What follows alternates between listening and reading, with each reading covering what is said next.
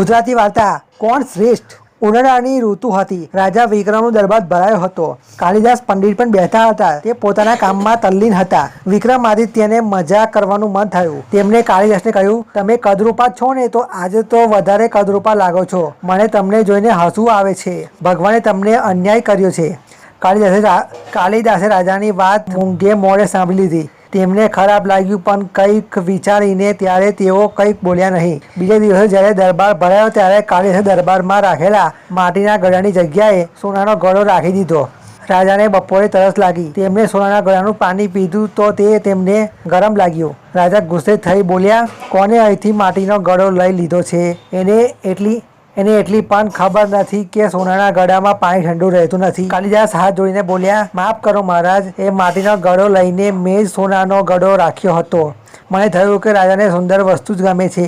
માટીનો ઘડો સોનાના ઘડા જેટલો સુંદર લાગતો નથી. એનું પાણી તમને વધારે ગમશે એટલે મેં આવું કર્યું હતું.